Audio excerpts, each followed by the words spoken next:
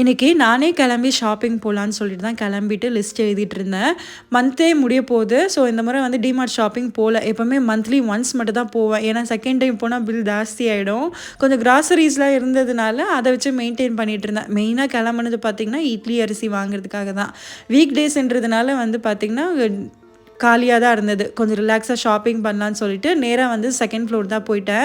எப்போவுமே ஹப்பியோட வந்தால் இந்த ஃப்ளோருக்கு போகவே விட மாட்டார். வந்தால் நான் கீழேயே வெயிட் பண்ணுறேம்மா, நீ வாங்கிட்டு வந்துரு, ஒரு 15 மினிட்ஸில் வந்துரு அப்படின்னு சொல்லிட்டு டைம் கொடுத்துட்டே இருப்பார். ரிலாக்ஸாக பார்க்கவே முடியாது.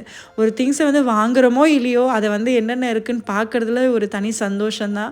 ஸோ அப்படியே ரிலாக்ஸாக எல்லாத்தையும் பார்த்துட்டு என்னென்ன புதுசாக வந்திருக்குன்னு சொல்லி பார்த்துட்டு இருந்தேன். இந்த கேண்டில் ஹோல்டர்லாம் 159 ருபீஸ் 199 வந்து தீபாவளியை பிறந்தே இருக்குது. இந்த இயரிங்ஸ்லாம் ரொம்ப க்யூட்டாக இருந்தது.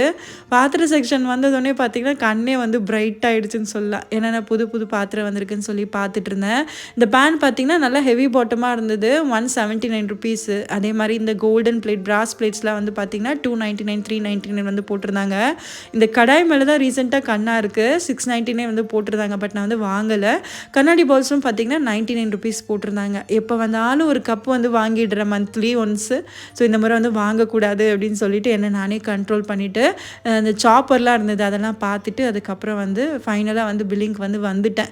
எதை தேடி வந்தனோ அது மட்டும் இல்லை, இட்லி அரிசி மட்டும் இல்லாமல் இருந்தது. மீதியெல்லாம் வாங்கிட்டு தனோஜ்க்கு வந்து சீஸ் பாப்கார்ன் பிடிக்கும்னு சொல்லிட்டு அதையும் வந்து வாங்கிட்டு அதுக்கப்புறம் வந்து வீட்டுக்கு வந்தாச்சு. வாங்கிட்டு வந்து கையோடையே வந்து சாமான்லாம் எடுத்து அடுக்கி வச்சுட்டேன்.